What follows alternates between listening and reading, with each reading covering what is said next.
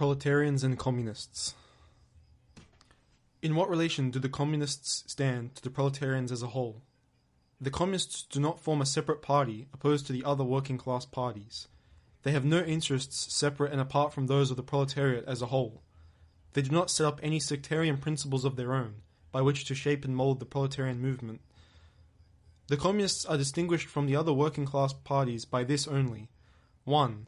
In the national struggles of the proletarians of the different countries, they point out and bring to the front the common interests of the entire proletariat, independently of all nationality. 2. In the various stages of development which the struggle of the working class against the bourgeoisie has to pass through, they always and everywhere represent the interests of the movement as a whole. The communists, therefore, are on the one hand, practically, the most advanced and resolute section of the working class parties of every country, that section which pushes forward all others. On the other hand, theoretically, they have over the great mass of the proletariat the advantage of clearly understanding the line of march, the conditions, and the ultimate general results of the proletarian movement. The immediate aim of the communists is the same as that of all other proletarian parties: formation of the proletariat into a class, overthrow of the bourgeois supremacy, conquest of political power by the proletariat. The theoretical conclusions of the communists are in no way based on ideas or principles that have been invented or discovered by this or that would-be universal reformer. They merely express, in general terms, actual relations springing from an existing class struggle, from a historical movement going on under our very eyes. The abolition of existing property relations is not at all a distinctive feature of communism. All property relations in the past have continually been subject to historical change consequent upon the change in historical conditions. The French Revolution, for example, abolished feudal property in favor of bourgeois property. The distinguishing feature of communism is not the abolition of property generally, but the abolition of bourgeois property. But modern bourgeois private property is the final and most complete expression of the system of producing and appropriating products that is based on class antagonisms, on the exploitation of the many by the few. In this sense, the theory of the communists may be summed up in the single sentence: abolition of private property. We communists have been reproached with the desire of abolishing the right of personally acquiring property as the fruit of a man's own labour, which property is alleged to be the groundwork of all personal freedom, activity and independence. Hard-won, self-acquired, self-earned property. Do you mean the property of the petty artisan and of the small peasant, a form of property that preceded the bourgeois form? There is no need to abolish that. The development of industry has to a great extent already destroyed it, and is still destroying it daily. Or do you mean the modern bourgeois private property? But does wage labour create any property for the labourer? Not a bit. It creates capital, that is, that kind of property which exploits wage labour, and which cannot increase except upon condition of begetting a new supply of wage labour for fresh exploitation. Property in its present form is based on the antagonism of capital and wage labour. Let us examine both sides of this antagonism. To be a capitalist is to have not only a purely personal, but a social status in production. Capital is a collective product, and only by the united action of many members, nay, in the last resort, only by the united action of all members of society can it be set in motion. Capital is therefore not only personal, it is a social power.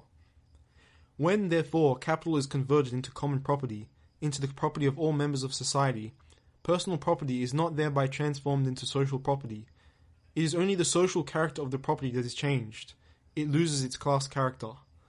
Let us now take wage labour. The average price of wage labour is the minimum wage, that is, that quantum of the means of subsistence which is absolutely requisite to keep the labourer in bare existence as a labourer. What, therefore, the wage labourer appropriates by means of his labour merely suffices to prolong and reproduce a bare existence. We by no means intend to abolish this personal appropriation of the products of labour, an appropriation that is made for the maintenance and reproduction of human life, and that leaves no surplus wealth wherewith to command the labour of others. All that we want to do away with is the miserable character of this appropriation, under which the labourer lives merely to increase capital, and is allowed to live only insofar as the interest of the ruling class requires it. In bourgeois society, living labour is but a means to increase accumulated labour. In communist society, accumulated labour is but a means to widen, to enrich, to promote the existence of the labourer. In bourgeois society, therefore, the past dominates the present. In communist society, the present dominates the past. In bourgeois society, capital is independent and has individuality, while the living person is dependent and has no individuality. And the abolition of this state of things is called by the bourgeois abolition of individuality and freedom, and rightly so. The abolition of bourgeois individuality, bourgeois independence, and bourgeois freedom is undoubtedly aimed at. By freedom is meant, under the present bourgeois conditions of production, free trade, free selling and buying. But if selling and buying disappears, free selling and buying disappears also.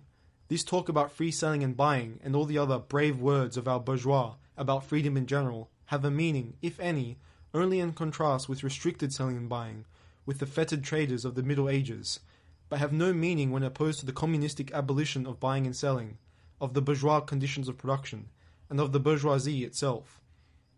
You are horrified at our intending to do away with private property, but in your existing society, private property is already done away with for 9/10 of the population.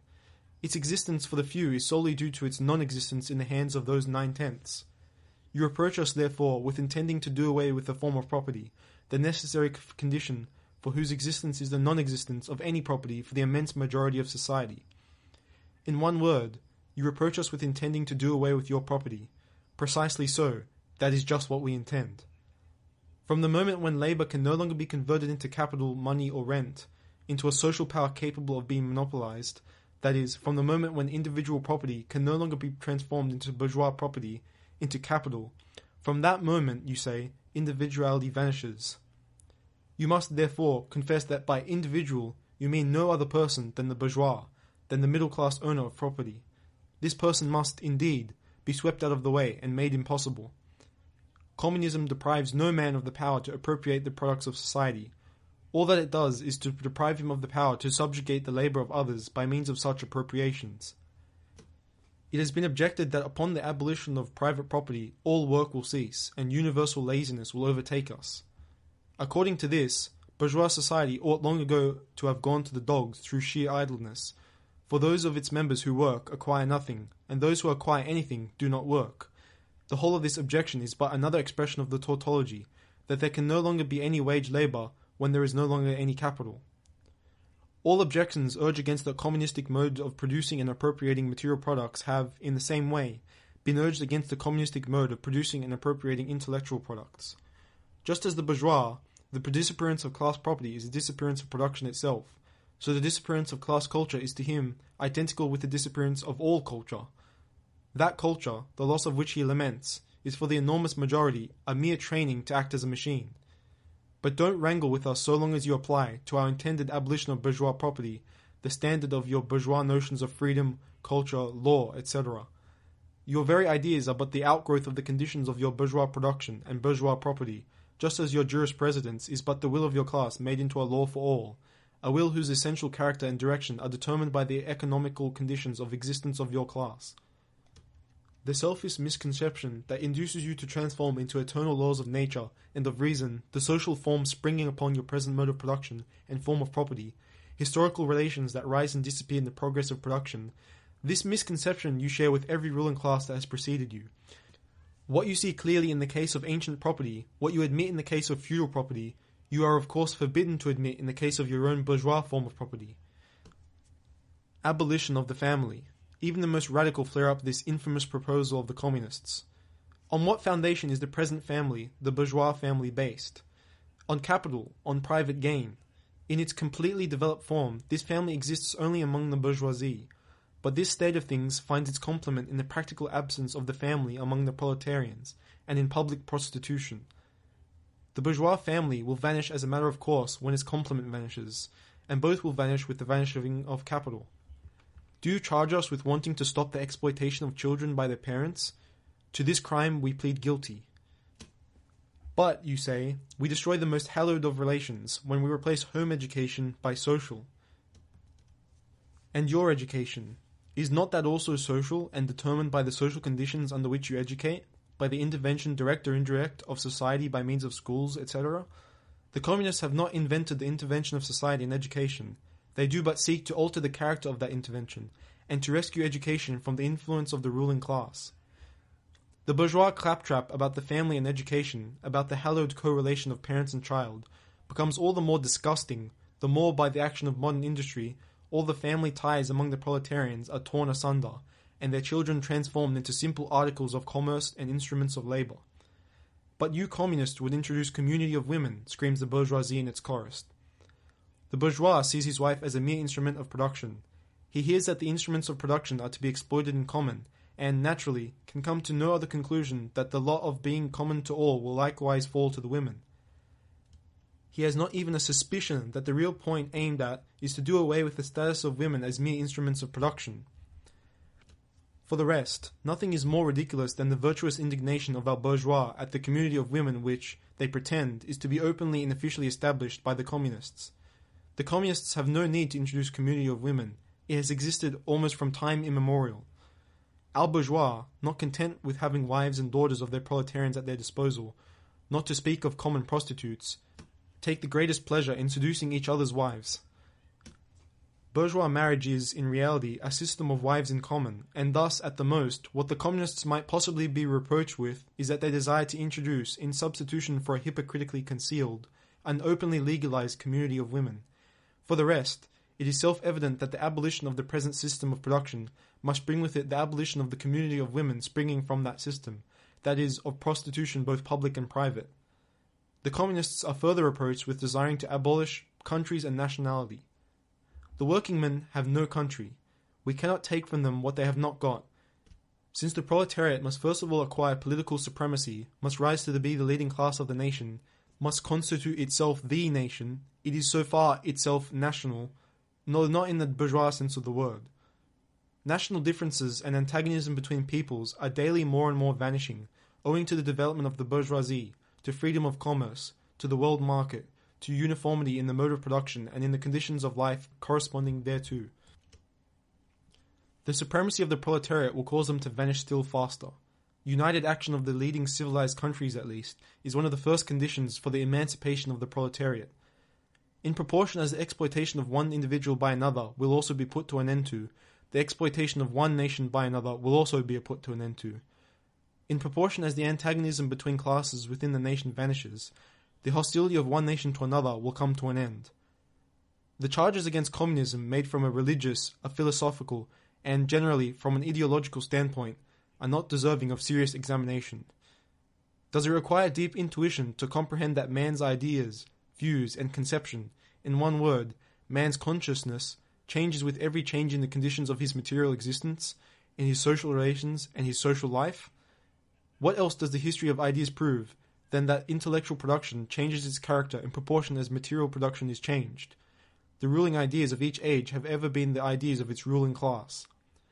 When people speak of the ideas that revolutionize society, they do but express that fact that within the old society, the elements of a new one have been created, and that the dissolution of the old ideas keeps even pace with the dissolution of the old conditions of existence. When the ancient world was in its last throes, the ancient religions were overcome by Christianity. When Christian ideas succumbed in the 18th century to rationalist ideas, feudal society fought its death battle with the then revolutionary bourgeoisie. The ideas of religious liberty and freedom of conscience merely gave expression to the sway of free competition within the domain of knowledge. Undoubtedly, it will be said, religious, moral, philosophical, and juridical ideas have been modified in the course of historical development, but religion, morality, philosophy, political science, and law constantly survives this change. There are, besides, eternal truths, such as freedom, justice, etc., that are common to all states of society. But communism abolishes eternal truths. It abolishes all religion and all morality, instead of constituting them on a new basis. It therefore acts in contradiction to all past historical experience. What does this accusation reduce itself to? The history of all past society has consisted in the development of class antagonisms that assumes different forms at different epochs. But whatever form they may have taken, one fact is common to all past ages, viz., the exploitation of one part of society by the other. No wonder, then, that the social consciousness of past ages, despite all the multiplicity and variety it displays, moves within certain common forms or general ideas which cannot completely vanish except with the total disappearance of class antagonisms. The communist revolution is the most radical rupture with traditional property relations. No wonder that its development involved the most radical rupture with traditional ideas. But let us have done with the bourgeois objections to communism. We have seen above that the first step in the revolution by the working class is to raise the proletariat to the position of ruling class or to win the battle of democracy. The proletariat will use its political supremacy to wrest, by degree, all capital from the bourgeoisie, to centralize all instruments of production in the hands of the state, that is, of the proletariat organized as the ruling class, and to increase the total productive forces as rapidly as possible.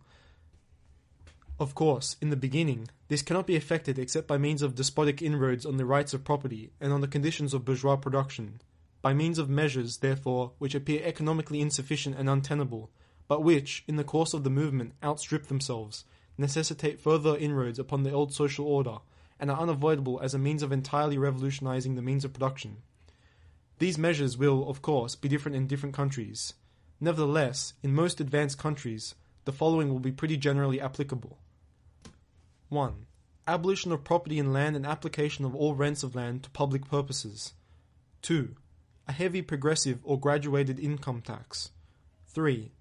Abolition of all rights of inheritance. 4.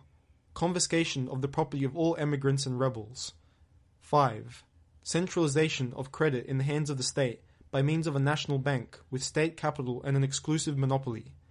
6. Centralization of the means of communication and transport in the hands of the state. 7. Extension of factories and instruments of production owned by the state, the bringing into cultivation of wastelands, and the improvement of the soil generally in accordance with the common plan. 8. Equal liability of all to work, establishment of industrial armies, especially for agriculture. 9. Combination of agriculture with manufacturing industries, gradual abolition of all the distinction between town and country by a more equable distribution of the populace over the country. 10. Free education for all children in public schools, abolition of children's factory labor in its present form, combination of education with industrial production, etc., etc. When, in the course of development, class distinctions have disappeared and all production has been concentrated in the hands of a vast association of the whole nation, the public power will lose its political character. Political power, properly so called, is merely the organized power of one class for oppressing another.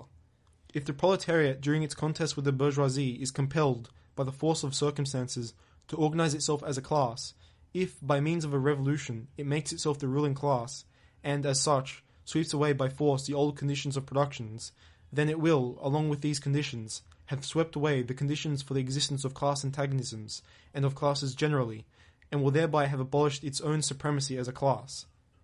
In place of the old bourgeois society, with its classes and class antagonisms, we shall have an association, in which the free development of each is a condition for the free development of all.